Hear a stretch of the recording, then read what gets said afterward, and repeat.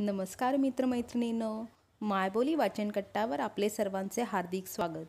पुस्तकाचे नाव सुनीता विल्यम्स, लेखक doctor DV. Jahagirdar. आपणास जर माझे वाचन आवडले तर व्हिडिओला लाईक आणि शेअर करा. यांसारख्या अनेक कथा, कादंबऱ्या, चरित्रे यांचे ऑडिओबुक ऐकण्यासाठी चॅनलला सबस्क्राईब करा. आपले व्हिडिओबाबतचे मत कमेंट सेक्शनमध्ये लिहा. अंतराळातील अफाट धाडसाची कथा सुनीता विल्यम्स, भाग 4, प्रकरण 4. Space shuttle, space station. Space shuttle म्हणजे काय? स्पेस शटल ही मानवनिर्मित अवकाश परिवहन प्रणाली आहे. ते मानवस्थित फेकलेले वाहन आहे. त्याचे मुख्यतः 3 घटक पडतात: बाहेर असलेली टाकी, 2 घनरूप रॉकेट बूस्टर आणि पंख असलेले कक्षेत फिरणारे ऑर्बायटर. हे 3 घटक आहेत. हे ऑर्बायटर अवकाशयात्री व महत्त्वाचे सामान पृथ्वीच्या कमी उंचीवर नेण्यासाठी उपयोगी असते. या ऑर्बायटरलाच पुष्कळ वेळा स्पेस शटल असे संबोधले जाते. तांत्रिकदृष्ट्या असे नामकरण चुकीचे आहे. प्रत्यक्षात ते शटल म्हणजे कक्षीय अवकाशयान आहे. पुन्हा पुन्हा त्याचा वापर करता यावा यासाठी याची निर्मिती केली असते. सुनीता आणि तिचे साथीदार यांनी डिस्कव्हरी या शटलचा वापर केला. हे शटल 2010 साली निवृत्त करण्यात येईल. यानंतर ओरायन नावाचे शटल वापरात आणले जाईल. चंद्रावर व त्यापुढे देखील मानवाला जाण्यासाठी सुकर व्हावे या उद्देशानेच ओरायनची तांत्रिक मांडणी केलेली आहे. स्पेस शटल नामकरण. स्पेस शटलचे नामकरण कसे केले जाते? समुद्रातील नावाजलेल्या जहाजाचे नाव स्पेस शटलला देण्यात येते. सागरी जमिनीचा नकाशा तयार करण्यासाठी इलेक्ट्रॉनिक उपकरण वापरलेले पहिले जहाज अटलांटिस याच नावाने स्पेस शटल संबोधले गेले. चॅलेंजर हे ब्रिटिश संशोधनासाठी वापरलेले जहाज ब्रिटिश सागरी संशोधक जेम्स कुक याने वापरलेल्या एका जहाजाचे नाव होते डिस्कव्हरी. हेच नाव देण्यात आले सध्या वापरात असलेल्या स्पेस शटलला. स्पेस शटलचा उपयोग. स्पेस शटल निर्मितीची कल्पना नासाच्या शास्त्रज्ञांना सुचली ती काटकसर करण्याच्या उद्देशाने. अवकाश यात्रेवरील खर्च कमी करून आर्थिक बोजा हलका करण्यासाठी दुसऱ्यांदा तिसऱ्यांदा वापर करण्याजोगे यान निर्माण करण्याचे उद्दिष्ट त्यांनी ठरवले. निरनिराळ्या प्रकाराने शोध घेणे, आव्हान स्वीकारून संशोधन करणे व ही सर्व कामे कमी खर्चात करणे याचा सांगोपांग विचार करून उच्च तंत्रज्ञान निर्मितीचा कठीण प्रयोग म्हणजे स्पेस शटलची निर्मिती. अवकाशीय जागेचा नित्य वापर करता आला पाहिजे हा विचार देखील या निर्मितीमागे करण्यात आला. प्रत्यक्षात घडले मात्र निराळेच. उद्दिष्ट सफल झालेच नाही अशी टीका काही मंडळींनी केली. निर्मिती काटकसर व्हावी म्हणून केली. प्रत्यक्षात ती तशी झालीच नाही. कारण यान बाहेर फेकण्याचा खर्च कमी नव्हताच आणि शटलमध्ये होणाऱ्या बिघाडामुळे त्याच्या लॉन्चिंगमध्ये वारंवार अडथळे येत होते. त्यामुळे काटकसर करण्याचा हेतू सफल होत नाही असे टीकाकारांचे रास्त म्हणणे. एक मात्र खरे, हे शटल बहुउद्देशीय म्हणूनच बहुगुणी आहे. अग्निबाणाप्रमाणे ते जमिनीवरून अवकाशात झेप घेते. कक्षीय भ्रमणात ते अवकाशयानाचे काम करते आणि सर्वसामान्य विमानासारखे जमिनीवर अलगद उतरते. ही तिन्ही कामे स्पेस शटल करू करते. उड्डाण झाल्यावर 2 मिनिटांनी बाहेरील टाकीपासून 2 बूस्टर विलग होतात, ढिले केले जातात. स्वतःचे काम संपविलेले हे बूस्टर पॅराशूट बाहेर घालवितात आणि त्याच्या मदतीने म्हणजे ते पूर्ण उघडल्यावर त्यांच्या मदतीने यान उड्डाणस्थानापासून अदमासे 280 किलोमीटर अंतरावर येऊन पडते. त्या ठिकाणी ते गोळा केले जातात व हे बूस्टर पुन्हा वापरले जातात. म्हणजे ते निरुपयोगी होत नाहीत. पुढच्या प्रयोगासाठी वापरता येतात. आणखी काही वेळानंतर बाहेरील टाकी देखील अलग करून बाहेर फेकली जाते. ही टाकी मात्र पुन्हा वापरता येण्यासाठी योग्य नसते. म्हणूनच बूस्टरप्रमाणे तिचा दुसऱ्यांदा वापर करता येत नाही. बूस्टर व टाकी बाहेर फेकल्यानंतर ऑर्बायटर आपले कवायती इंजिन फायर करतो. या क्रियेमुळे आतापर्यंत शटलचा अंडाकृती असलेला मार्ग वर्तुळाकृती होतो. एकदा या मार्गावर शटल जाऊन लागले की ते कार्यान्वित झाले असे मानले जाते. परतीचा धोकादायक प्रवास. शटलच्या प्रवासात पृथ्वीवर परत येणे हा सर्वात कठीण व आव्हानात्मक असा प्रसंग असतो. परतीच्या या प्रवासासाठी ऑर्बायटरला आता अवकाशयंत्रापासून विमानयंत्रामध्ये रूपांतरित व्हावे लागते. यातील सर्वात कठीण भाग येतो तो अवकाशयान मध्यम गती व उंचीवर असते तेव्हा. या क्षणी शटलला नियंत्रणात ठेवणे ही खरी समस्या असते. याच अवस्थेत पृथ्वीच्या वातावरणात शटलचा प्रवेश असतो. ज्या क्षणी हा प्रवेश घडतो त्याच वेळी यानाचे पृथ्वीच्या वातावरणाशी घर्षण होते. यामुळे ऑर्बिटर गरम होतो. याशिवाय आजूबाजूच्या वातावरणाच्या आयनीकरणामुळे पृथ्वीवरील संशोधन शाळेशी त्याचा तोपर्यंत असलेला संबंध काही काळापुरता म्हणजे 10-12 मिनिटांसाठी तुटतो. हा काळ म्हणूनच जीवघेणा ठरतो. नासाचे सर्व शास्त्रज्ञ संबंध पुन्हा सुरू होणाऱ्या क्षणाची डोळ्यात तेल घालून समोरील यंत्राच्या पॅनलवर लक्ष ठेवून डोळ्यांची पापणी न हलविता वाट पाहत असतात. एकदा हा छोटा क्षण, पण त्या क्षणी दीर्घ, कधी न संपणारा असा वाटणारा हा काळ संपला. पुन्हा नवनिर्मित संबंध जोडला गेला की ज्येष्ठ कनिष्ठ शास्त्रज्ञ आनंदाने उड्या मारू लागतात. 93 किलोमीटर उंचीवरील या वातावरणात हवेचा थर दाट गडद होतो आणि विमान गतीने नियंत्रण ताबा घेते. यामुळे ऑर्बिटर जड भक्कम ग्लायडर होतो. यान जमिनीवर उतरवण्यासाठी खूप काळजी घेणे आवश्यक असते, कारण इंधनाचा साठा जेमतेम पुरणारा असतो, म्हणून दुसऱ्यांदा लँडिंग शक्य नसते. एकदाच यशस्वीपणे यान धावपट्टीवर उतरायला हवे. यासाठी लँडिंगच्या वेळी वातावरणाची प्रसन्नता अत्यावश्यक आहे. आकाशात ढग नकोत, प्रकाश, स्वच्छ हवा व यान वेगाने जमिनीवर चाक टेकविणार असल्याने व ते खूप दूरवर जाऊन थांबण्याच्या अवस्थेत येणार असल्याने धावपट्टी खूप लांब असायला हवी. नेहमीच्या विमानतळावर असते तशी नसावी. यानाची गती कमी कमी होत जाते व धावपट्टीला पहिला स्पर्श होतो तेव्हाच गती जास्त असते. यामुळेच विमान थांबण्यासाठी म्हणजेच गती शून्य होण्यासाठी खूप मार्ग काढावा लागतो. कल्पनाचा अपघात का झाला? अवकाशयान पृथ्वीच्या वातावरणात प्रवेश करते तेव्हा आणखी एक समस्या असते. ती खऱ्या अर्थाने गंभीर असते. प्रवाशांना घेऊन येणारे यान वातावरणात शिरते तेव्हा हवेच्या घर्षणाने यानाच्या बाहेरील पृष्ठाचे तापमान 3000 फॅरेनहाइट इतके उच्च झालेले असते. पोलाद वितळण्याच्या तापमानापेक्षा ते तापमान जास्त आहे. मग यानाचे संरक्षण कसे केले जाते? यासाठी खास उष्णता शोषणाऱ्या अडथळ्यांची आवश्यकता असते. यामुळे वाहनाची व आतील प्रवाशांची सुरक्षितता राहू शकते. पूर्वीच्या अवकाशयानांच्या सुरक्षिततेसाठी उष्णतारोधक रेझिन संरक्षक वापरत असत. यानावर 24,300 इतक्या फरशा आणि 2300 लवचिक उष्णतारोधक टाईल्स ऑर्बिटरच्या पृष्ठावर लावलेल्या असतात. या टाईल्स नाजूक असतात व त्यांना संरक्षित ठेवणे अगदी आवश्यक असते. पृष्ठावर 3000 तापमान असता यानाच्या आत मात्र सर्वसामान्य नेहमीसारखे तापमान राहते. याचे कारण उष्णता थोडी देखील आत लीक होत नाही. कल्पना चावला यांच्या कोलंबिया या अवकाशयानात टाईल्सचे हे संरक्षक कवच क्षीण झाले व तो अपघात घडला. सुनीताच्या यानाची सुरक्षितता. सुनीताच्या आगमनकाळी म्हणूनच उत्कंठेचे क्षण आहेत. नासाच्या वैज्ञानिकांनी यावेळेस खूप काळजी घेतली. कल्पना चावलाच्या अपघाती मृत्यूनंतर अवकाशयानाचे प्रकल्प त्यांनी सोडून दिले नाहीत. कल्पना चावलाच्या अंतराळयानाचा अपघात हा काही तांत्रिक बाबींकडे दुर्लक्ष झाल्यामुळे झाला होता, असा वैज्ञानिक समितीचा निष्कर्ष होता. यावेळेस मात्र कोणतीही उणीव राहता कामा नये याच जिद्दीने हे टीमवर्क त्यांनी केले. त्याचा परिणाम म्हणजे यानाचे सुरक्षित लँडिंग. स्पेस शटलचे महत्त्वाचे कार्य. शनिवार 23 जून रोजी पहाटे 1:29 अटलांटिसच्या चाकांनी भूमीला स्पर्श केला. स्पेस शटलच्या निर्मितीमागे जे उद्दिष्ट शास्त्रज्ञांनी आखले होते ते बहुतांशी पूर्ण झाल्यासारखे आहे.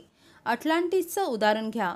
आत्तापर्यंत 28 वेळा हे शटल वापरण्यात आले, म्हणजे 28 मोहिमांमध्ये त्याचा अंतर्भाव होता. आकाशात त्याने पहिली झेप घेतली तो दिवस होता 1 ऑक्टोबर 1985. तो क्षण फारच रोमांचकारी होता. शटलला घेऊन जाणाऱ्या रॉकेटने अगदी सहजपणे त्याला अवकाशात नेले. त्या मोहिमेवरून सुखरूपपणे अटलांटिस परत आले आणि त्याला पुन्हा कामाला जुंपले गेले. त्याची दुसरी मोहीम 26 नोव्हेंबरला त्याच वर्षी झाली.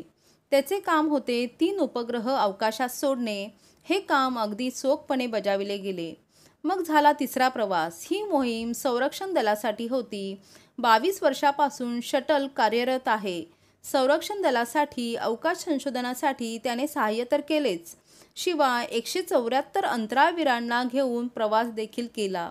प्रत्येक लांबचा प्रवास म्हणजे 28 मोहिमांमध्ये एकूण 15,25,34,078 किलोमीटर एवढा दीर्घ प्रवास झाला. सामान्यपणे शटल वर्षाला 70 लाख किमी एवढा प्रवास करते. शटलच्या प्रत्येक मोहिमेत महत्त्वाचे काम केले जाते. स्पेस स्टेशनमध्ये महत्त्वाची उपकरणे व अंतराळवीर यांचे आदानप्रदान करण्याचे काम या शटलने केले आहे. संशोधकांची इच्छा.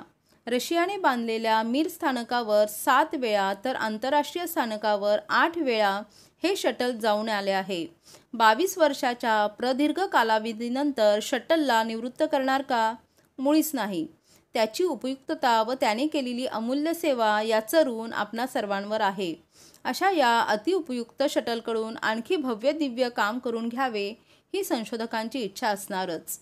2008 मध्ये हबल दुर्बिणीच्या दुरुस्तीचे काम अटलांटिसकडून करून घेण्यात येणार आहे.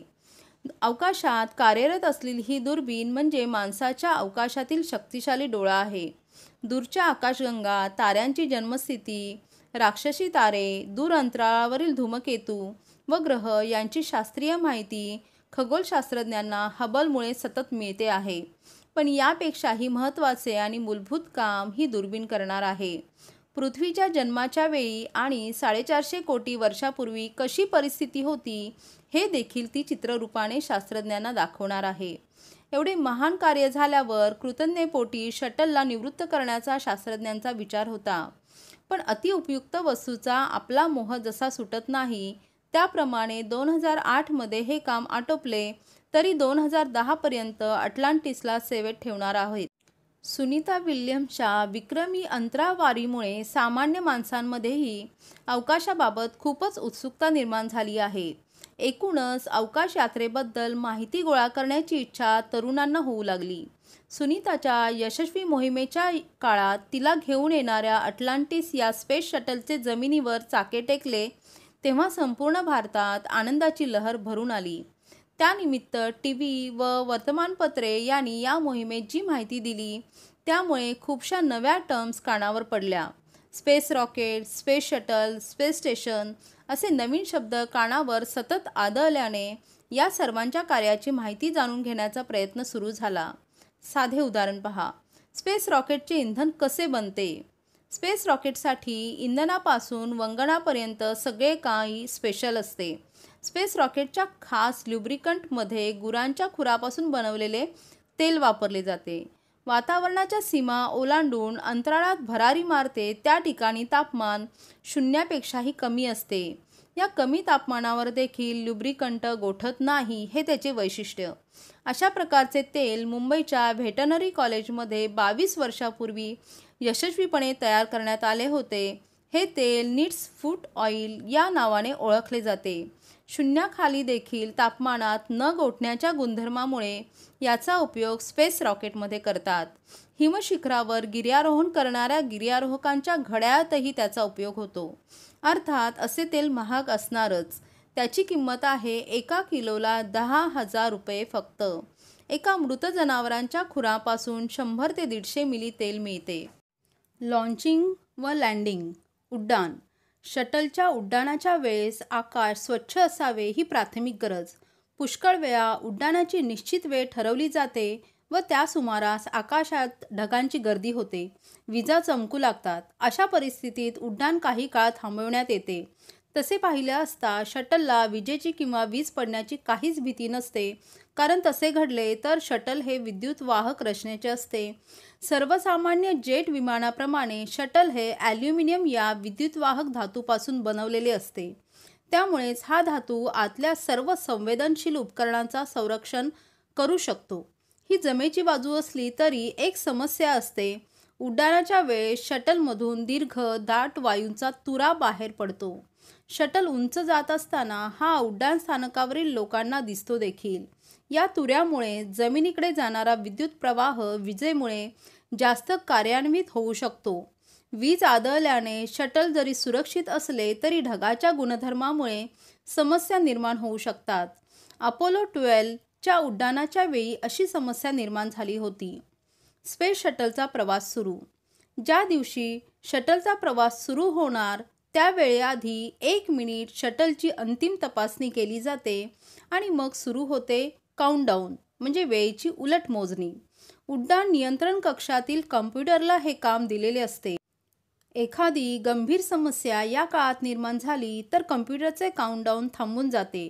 नियंत्रण कक्षातील कॉम्प्युटरची खोलवर पाहणी झाली की उड्डाणाच्या आधी 31 सेकंद तो हे काम शटलच्या आत असलेल्या कॉम्प्युटरला सुपूर्द करतो. आता 16 सेकंद उरले असताना लॉन्चर प्लॅटफॉर्मला पाण्याच्या तीव्र फवाऱ्याने ओलेचिंब करून टाकते. काही सेकंदाच्या कालावधीत जवळपास 1,00,000 लिटर पाणी ओतले जाते. असे करणे आवश्यक आहे कारण उड्डाण काळात जी प्रचंड ध्वनी ऊर्जा निर्माण होणार आहे तसेच रॉकेटच्या एक्झॉस्टमुळे जी उष्णता बाहेर पडणार त्यापासून ऑर्बिटरचे संरक्षण करण्यासाठी ही क्रिया करणे अत्यंत आवश्यक असते. आता उरलेत फक्त 10 सेकंद. हायड्रोजन वायूच्या ॲक्टिवेटरला कार्यान्वित करण्यात येते. प्रत्यक्ष ज्वलनापूर्वी हा वायू साठवून ठेवलेल्या शंखाकृती टाकीत थोपवून ठेवला जातो. ज्वलनशील कक्ष मग द्रव हायड्रोजन व ऑक्सिजनने भरलेले जाते. शटलची 3 महत्त्वाची इंजिने 6.6 सेकंद आधी सुरू करण्यात येतात. क्रमाक्रमाने व 0.12 सेकंदाच्या अंतराने ती पेटवली जातात. आकाशात उड्डाण करण्यापूर्वी या इंजिनाचे कार्य 90% यशस्वी असायला हवे. अवकाशयान उड्डाणाला अगदी तयार आहे. कुठलीही उणीव नाही. उपकरणे 100% काम करीत आहेत. सर्व यंत्रांची संपूर्ण तपासणी झाली आहे असे संगणकाने दाखवल्यावर काउंटडाऊन 0 वेळ दाखवितो. त्या क्षणी SRB इंजिन प्रज्वलित करण्यात येतो. या क्षणी यान उड्डाणासाठी तयार होते. महत्त्वाचे म्हणजे SRB एकदा प्रज्वलित केले की ऑफ करता येत नाही. म्हणूनच अतिशय काळजी घेणे आवश्यक असते. घन रॉकेटपासून ध्वनीच्या वेगाने वायूचा दाट तुरा बाहेर पडतो. धडक तरंगाच्या लहरी शटलमध्ये उमटतात आणि शटलचा अवकाशात प्रवास सुरू होतो. सुरुवातीला घन रॉकेट बूस्टरला जोडलेले असतात. उड्डाण क्षणी ते त्या स्थितीत असतात. 6 सेकंदांनी पॅड एकदम उभे होऊन ते पूर्णपणे उभे झाले की बूस्टर प्रज्वलित होतात आणि उड्डाणाला खऱ्या अर्थाने सुरुवात होते. कमी कक्षेवर शटल नेण्यासाठी उभ्या प्रवेगापेक्षा आडवा प्रवेग जास्त आवश्यक असतो. जवळपास वर्तुळाकृती कक्षीय वेग हा 380 किलोमीटर इतक्या उंचीवर 7.68 किलोमीटर प्रति सेकंद इतका असतो. उड्डाणानंतर ठीक 126 सेकंदाने यानाला सुपरसॉनिक गती आवश्यक असते. यासाठी 2 बूस्टर जोडलेले बोल्ट्स ढिले केले जातात व पॅराशूटला अंतर्भाव असलेले बूस्टर अलगद बाहेर सोडले जातात. ते जमिनीवर पडतात व तेथे ते गोळा केले जातात. आता शटल स्वतःच्या मुख्य इंजिनाच्या मदतीने अपेक्षित कक्षेत प्रवेश करण्यायोग्य प्रवेग प्राप्त करते. यान आता उंची गाठण्यासाठी क्षितिजापासून नाक वर असलेल्या अवस्थेत पुढे जाते. आता टाकीचे इंधन संपत आलेले असते म्हणूनच ती कोरडी पडू नये याकरिता मुख्य इंजिन बंद करण्यात येते. त्यासाठी हायड्रोजनच्या आधी ऑक्सिजनचा पुरवठा संपविला जातो. यानंतर यानाच्या बाहेर असलेली ही टाकी मोकळी केली जाते व तिला अवकाशात सोडून दिले जाते. ती खाली येत असताना तिचे विभाजन होते. तिचे असे तुकडे हिंदी समुद्रात सापडलेले आहेत. परतीचा प्रवास व लँडिंग. यान 120 किलोमीटर इतक्या उंचीवर असताना ते वातावरणात प्रवेश करते. त्यावेळीस त्याचा वेग 8.2 किमी प्रति सेकंद इतका असतो. यानाचा वेग नियंत्रित करण्यात येतो. यामुळे परतीच्या प्रवासात कमी उष्णता निर्माण होते. खालच्या वातावरणात यान आले की ते सामान्य ग्लायडरसारखे काम करते. उतरण्याची जागा जवळ येत असते. मग लँडिंग क्रियेची सुरुवात होते. ऑर्बिटर 10,000 फूट उंचीवर असते व त्याचा वेग 12.1 किमी प्रति मिनिट इतका असतो. एरोडायनामिक ब्रेकचा वापर करून वैमानिक यानाची गती कमी करतात. ताशी 682 किमी अशी गती ताशी 250 किमी इतकी खाली आणली जाते. लँडिंगच्या काळात सामान्य जेट विमानाचा वेग ताशी 160 किमी इतका असतो. म्हणजेच यानाचा वेग आता जेट विमानाच्या जवळपास म्हणजे फक्त 1.5 पट असतो. वेग नियंत्रित करण्यासाठी ब्रेकच्या साथीला पॅराशूटला आणले जाते. ऑर्बिटरमधला पॅराशूट मोकळा होतो, उघडला जातो. त्याच्यात आपोआप हवा भरली जाते व ते पुढे जाणाऱ्या ऑर्बिटरला मागे खेचते. पॅराशूटचा गळ ताशी 343 किलोमीटर इतकी गती आणतो. ऑर्बिटरचा वेग क्षीण होतो, जवळपास ताशी 111 किलोमीटर. यान जमिनीवर स्थिर झाले की काही मिनिटे त्याच अवस्थेत राहावे लागते. उंचीवर नियंत्रण ठेवण्यासाठी हायड्रोजन वायूचा वापर केला जातो. हा वायू विषारी असल्याने ही काळजी घेणे आवश्यक असते.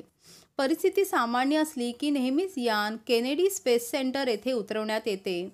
मात्र परिस्थिती असमाधानकारक असली तर यान कॅलिफोर्नियातील एडवर्ड्स एअर फोर्स बेसवर उतरवले जाते.